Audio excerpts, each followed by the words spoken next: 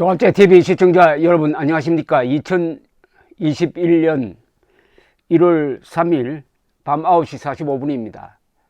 내일은 일사후퇴 70주년이 되는 날입니다. 일사후퇴라고 하면은 1951년 1월 4일 서울이 다시 공산군, 이 경우에는 중공군에게 넘어감으로써 한국이 절체절명의 위기에 몰렸던 날로부터 70주년이 되는 날입니다. 일사후퇴라고 하면은 중공군 개입 이후에 국군이, 유엔군이, 미군이 총퇴각한 것과 함께 북한 지역에 사시던 우리 대한민국 국민들이 대거 월남하면서 이산가족 문제가 생기고 흥남에서 철수하고 서울이 빼앗기고 수원까지 공산군이 내려온 이 일련의 과정을 일사후퇴라고 합니다.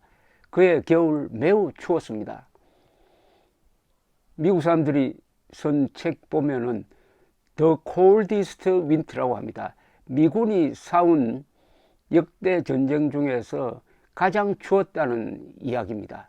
그 70년이 지나서 오늘 비록 대한민국은 코로나 사태로서 이렇게 사회적 거리두기 등을 통해서 사람과 사람 사이의 거리가 멀어졌지만 그래도 우리는 대충 따뜻하게 이 겨울을 보내고 있습니다.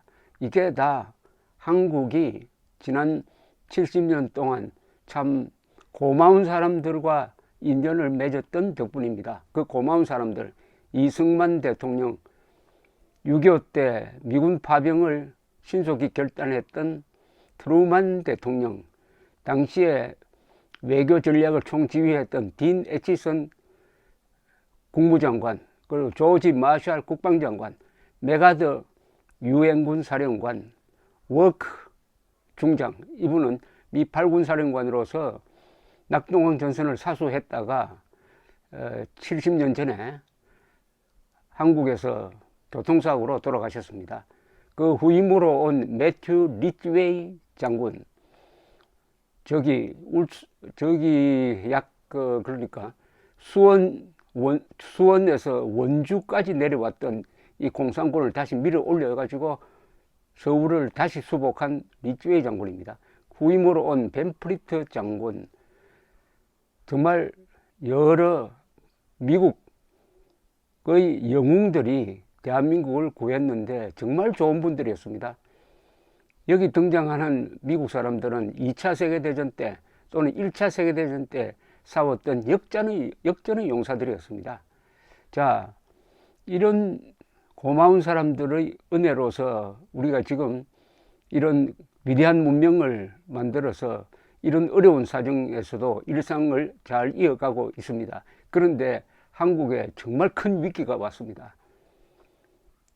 이게 작게 보도되지만은 가장 큰 사건이 오늘 일어났습니다. 가장 큰 사건입니다. 어떻게 보면 우리 민족사 2000년의 역사에서 가장 충격적인 사건, 그러나 예상되었던 사건이 하나 일어났습니다.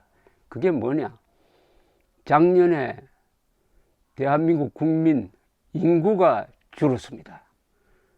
인구가 준 것은 인구조사가 시작된 이후 처음이죠. 아마 우리 역사상 인구가 준 것은 임진왜란 또는 고려시대 몽골의 침략, 그 두 차례 이후 처음이 아닐까 하는 생각이 들고, 북한에는 1990년대 말에 대기근 때 인구가 줄었습니다. 이 인구가 준다는 것은 참으로 큰일입니다. 모든 방면에 영향을 미칩니다. 우리의 삶의 모든 방면에, 정치, 경제, 문화, 예술, 그리고 가족 관계, 또 이 인구가 한번 줄면은 이걸 회복하는 데는 수십 년이 아니라 수백 년 걸리는 수가 있습니다. 수백 년. 인구가 줄었습니다. 인구가 줄면 어떻게 되느냐? 앞으로 각 분야에서 전문가들의 진단이 있을 것입니다. 한국은 인구가 줄면은 고령화가 같이 왔으니까 60대, 70대 인구 비중이 늘어납니다. 그러면은 생산성이 없거나 약한 사람들이 많아지는 거죠. 그러면은 이들을 부양해야 할 경제활동 인구가 상당히 고생을 하게 됩니다. 그리고 한국은 세계에서 가장 오래 사는 나라로 바뀌고 있습니다. 오래 사는 걸로는 아마 한국 여자가 금년간에 세계 1등이 됩니다. 남자까지 포함해서도 세계 장수국으로 우리가 6등, 7등 하는 나라입니다. 그러면 이것과 고령화, 그리고 장수, 인구 감소, 여기에 제조업의 감소, 이런 게 동시에 일어난다든지, 그리고 좌파 정권이 들어서 가지고 예산을 낭비하면서 나눠 먹기에 열중한다든지 하면은 그 나라는 장기적으로 침체하게 됩니다. 쇠락하게 되는 거죠. 인구가 줄면은 우선 나라 분위기가 이렇게 축소지향으로 가거든요. 그 분기점이 작년에 시작되었다. 행정안전부가 오늘 발표한 주민등록 인구 통계에 따르면은 작년 12월 31일 기준으로 우리나라 주민등록 인구는 모두 5,182만 9,023명으로서 한 해 전, 즉 2018년 말보다 2838명이 줄었습니다. 작은 군 단위 정도밖에 안 된다고 하지만은 이게 거대한 추세의 시작이 되었다 이 말입니다. 그리고 왜 이렇게 됐느냐? 자연스럽게 작년에는 출생자 수보다 사망자 수가 많아져서 이래 됐습니다. 이걸 데드 크로스라고 그래요. 사망자가 출생자보다 많아졌다. 사망자가 출생자보다 많아졌다. 줄어든다. 작년에 출생자는 27만 명밖에 되지 않았습니다. 보통 우리가 베이비붐 세대 때는 한 해에 한 100만 명 정도 나왔습니다.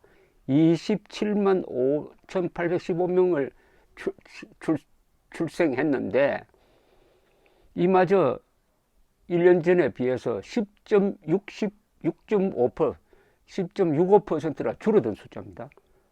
줄어든 숫자예요. 사망자 수는 3.1%가 늘어가지고 30만 7,764명. 사망자 30만, 출생자 27만. 여기서 플러스 마이너스 해가지고 2만 명 이상이 줄었다. 이 추세는 점점 커집니다, 이제.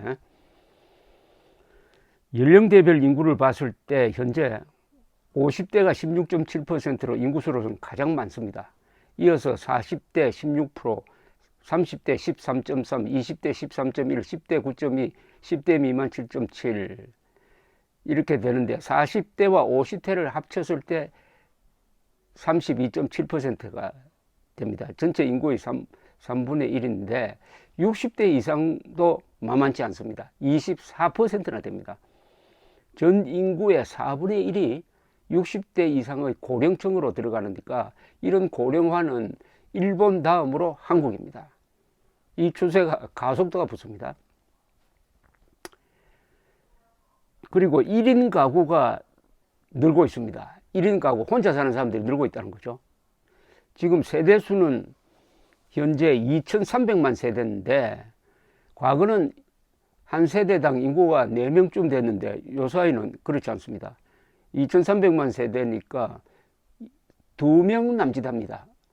가구 수가 줄어들고 있다. 이게 또 전통적인 가족 개념의 변화뿐만 아니라 주거 문제, 복지 문제, 환경 등 모든 문제에서 굉장한 영향을 앞으로 점점 더 가속도가 붙듯이 많이 끼치게 될 것이다. 자, 그럼 이 세계적으로 봐서 인구가 줄어드는 나라가 줄어드는 나라가 어떤 나라냐 하는 걸 한번 살펴보겠습니다. 인구 이거 문제는 어느 한 나라의 문제가 아닙니다. 지금 세계에서 인구가 줄어드는 나라가 몇 나라냐 하면은 여기 통계가 있습니다. 33개국입니다. 2년 전 통계입니다. 여기 그 뒤에 다소 달라졌을지 모르지만은 세계 나라 숫자가 보통 한 200개 나라 되는데요. 33곳에서 인구가 주는데 주로 어디서 주느냐 하면 유럽에서 주고 있습니다. 유럽, 그 다음에 일본, 한국이 대표적입니다. 인구가 늘는 데는 아프리카, 그리고 이슬람 믿는 사람들이 인구가 늘죠.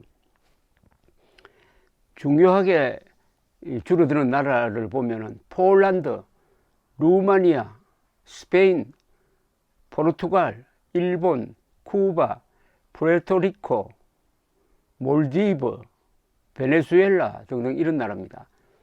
최근에 인구가 가장 크게 줄어든 나라는 내전이 지금도 계속 10년째 계속되고 있는 시리아입니다. 이 시리아는 인공적으로 인간이 몰고 온 재난에 의해서 인구가 줄어드는 경우입니다. 2010년에 내전이 시작되기 전에 시리아 인구는 2274만 명이었습니다. 그런데 지금 어느 정도냐? 1800만 명까지 줄었어요.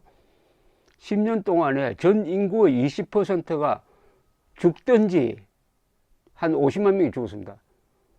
그리고 해외로 나가고 말았습니다. 참 비참한 일이 벌어졌습니다. 인구 감소가 가장 빠른 나라는 루마니아입니다. 루마니아는 한 2년 전에 인구가 1948만 명인데 앞으로 30년 뒤 2050년이 되면 인구가 1509만 명으로 22.5%나 줄어듭니다.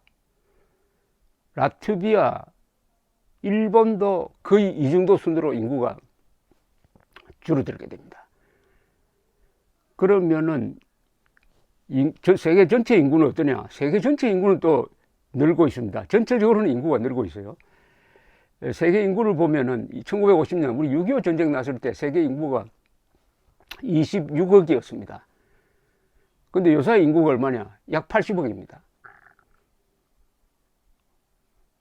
어마어마하게 늘어난 거죠. 어마어마하게 26억에서 70년 사이에 약 80억으로 2배 이상 늘어났습니다. 전체적으로는 인구가 늘어나니까 이게 국가로 비교하면은 인구가 늘어야 된다 이야기를 하는데 이게 좀 애매합니다. 그러면 범지구적으로 봤을 때 과연 인구가 더 이상 느는 게 맞느냐 하는 건 또 문제가 다르죠. 국가 단위로 보면은 인구가 늘어야 된다고 하는데 지구 전체로 봤을 때는 인구가 줄어드는 게 맞는 게 아니냐는 생각이 듭니다. 이 판단 기준에 따라서 참 이 가치 기준도 달라진다고 볼 수가 있습니다. 현재 세계 인구 대비를 한번 보겠습니다. 현재 2018년 기준입니다. 세계에서 인구가 제일 많은 나라는 중국입니다. 14억 2,700만인데요. 그 다음에 바짝 따라오는 게 인도입니다. 인도가 지금 13억 5천입니다. 그 차이가 얼마 나지 않아요. 차이가 약 7천만 명 차이입니다. 그런데 앞으로 몇 년이 있으면은 인도가 중국을 앞서서 인구 1등 나라가 됩니다. 1등. 그 뒤에 더 격차가 벌어져 버립니다. 지금 인도는 세계에서 가장 인구가 많이 늘어가는 나라인데 놀라지 마십시오. 인도에서 1년에 늘어나는 인구가 약 1600만 명입니다. 네덜란드 인구하고 비슷합니다. 그러니까 인도에서는 매년 네덜란드가 하나씩 생기고 있습니다. 실감이 나십니까? 세 번째 되는 인구는 미국입니다. 3억 2,700만 명. 네 번째가 어딜까요? 이거 한번 인구 가지고 많이 내기를 하시죠. 네 번째 되는 나라부터는 좀 헷갈릴 겁니다. 네 번째가 인도네시아입니다. 2억 6,700만 원. 700만 명. 700만 원이 아닙니다. 700만 명. 그 다음에 다섯 번째가 어딜까요? 이때부터는 이 세계 지리에 밝은 사람이 알 수 있을 겁니다. 파키스탄입니다. 2억 1,200만 원. 200만 명입니다. 200만 원이 아니고. 여섯 번째가 어딜까요? 브라질. 2억 900만 명. 7등에서 아프리카 나라가 등장합니다. 나이제리아죠. 1억 9,600만 명. 8등이 어디냐? 방글라데시입니다. 인구 많습니다. 방글라데시. 세계에서 인구 밀도 1등이 방글라데시입니다. 1억 6천만 명입니다. 1억 6천만 명. 9등이 러시아입니다. 러시아는 이 소련 해체된 이후에 아주 작아졌죠. 인구가 1억 4,500만 명. 10등이 일본입니다. 1억 2,700만 명. 1억 2,700만 명. 11등이 멕시코. 1억 2,600만 명.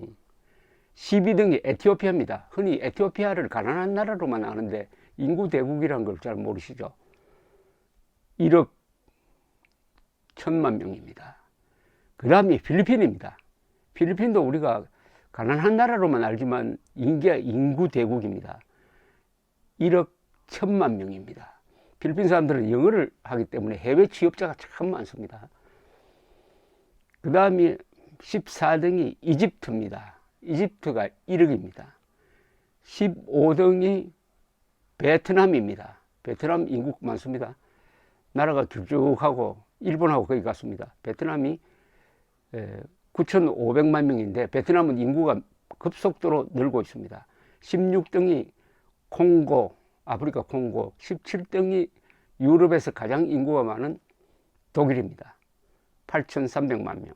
18등이 터키 8,200만 명. 19등이 이란 8,100만 명. 20등이 동남아시아에 있는 태국입니다. 7천만 명. 21등이 영국입니다. 6,700만 명. 22등이 프랑스입니다. 6,500만 명. 23등이 이탈리아입니다. 6천만 명. 그리고 남아공이 인구가 꽤 많습니다. 24등 5,700만 명입니다. 그리고 아프리카 나라 탄자니아가 25등입니다. 5,600만 명. 미얀마도 인구가 많습니다. 5,300만 명. 케냐 5,100만 명. 그 다음에 28등이 한국입니다. 한국이 세계 인구 많기로 랭킹 28등이다. 뭐, 요 정도 보시고, 그 다음에 이게 인구 변화를 한번 보겠습니다. 예, 근데 2030년, 9년밖에 남지 않았습니다. 9년 뒤에는 어떻게 되느냐, 인구 변화가. 이게 놀라운 변화가 일어납니다. 9년 뒤에는 인구가 가장 많은 나라가 인도가 됩니다. 인도가 15억이 됩니다. 그리고 중국도 금년간에 인구가 줄어들기 시작합니다. 중국은, 인도가 15억, 중국이 14억 6천만 명으로 떨어집니다. 14억 6천만 명으로. 3등은 미국 3억 5천만 명, 2030년입니다. 그 다음 네 번째가 인도네시아 3억. 다섯 번째가 나이제리아 2억 6천, 파키스탄 2억 6천 같아집니다. 그럼 브라질 2억 2천, 8등이 방글라데시, 9등이 이티오피아. 이때쯤 되면 이티오피아 인구가 1억 4,400만 명이 됩니다. 일본은 뚝 떨어집니다. 일본은 1억 2천. 필리핀이 오히려 일본보다 더 인구가 많은 나라로 올라가게 되는 것입니다. 베트남도 1억을 넘게 됩니다. 9년 이후입니다. 그런데 이 인구 통계를 보면은 흥미로운 게요. 이 인도 주변에 있는 나라가 인구가 많습니다. 한번 보십시오. 인도가 9년 뒤에 15억입니다. 15억. 여기에다가 파키스탄 2억 6천만 명을 보태면은 1억 약 18억이 됩니다. 원래 인도와 파키스탄은 한 나라였거든요.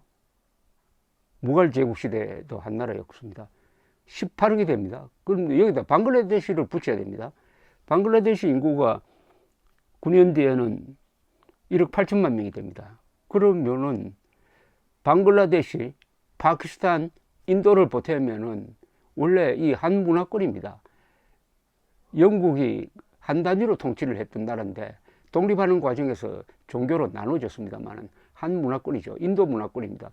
인도 문화권 인구가요, 9년 뒤에 놀라지 마십시오. 20억이 됩니다. 20억.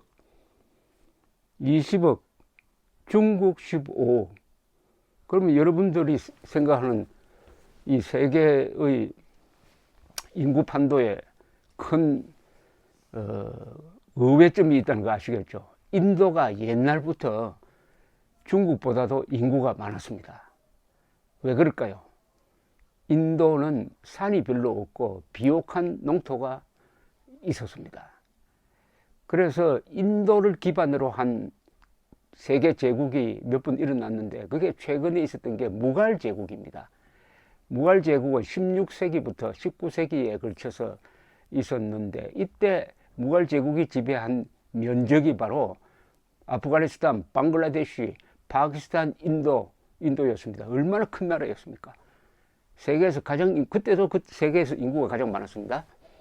이 인도가 지금 IT 산업을 기반으로 해가지고 막 올라오고 있습니다. 결국 미래의 세계는 인도, 중국의 대결 구도로 가는 거 아니냐 이렇게 생각이 듭니다. 인구의 변화를 보면은 그 나라의 미래를 점칠 수가 있습니다. 인구 감소국이 되었으니까 우리의 삶도 거기에 얹혀가지고 큰 변화를 겪게 될 것이고 그 예행 연습을 지금 코로나 사태를 맞아서 사회적 거리두기라는 걸 통해서 인구 감소에 따른 예행 연습을 하고 있는 게 아니냐 하는 생각이 듭니다. 우리는 그동안에 산업도 생산하고 모든 것이 폭발적으로 늘어나는 데 익숙한 생활을 지난 한 70년 동안 해왔습니다. 자, 이제부터 인구부터 이제 줄어들기 시작합니다. 그 다음부터 줄어드는 게 많을 겁니다. 거기에 우리가 대비를 해야 됩니다. 이제는 인생관도 바뀌어져야 되겠죠. 물론 미래를 살아갈 날이 아주 창창한 젊은 세대가 고민해야 할 과제입니다. 이 나이 많은 사람들이 너무 많아지면 젊은 세대에게 짐이 되는 거죠. 그래서 다시 한번 자유민주주의, 시장경제를 더 확고히 해야 되겠다. 이렇게 인구가 줄어들 때 혼란이 생기고 나라의 힘이 빠지고 갈등이 늘어나고 하더라도 우리가 70년 동안 건설한 이 반공민주주의, 시장경제, 법치주의 그리고 사실과 법치와 과학을 존중하는 국민들이 있다면 이 혼란을 극복할 수가 있습니다. 자유민주주의는 실수를 견디는 체제입니다. 인구 감소는 실수는 아니지만 인구 감소로 인한 충격도 자유민주주의 체제를 지켜갈 때만이 우리가 극복할 수 있을 것이라고 생각합니다. 감사합니다.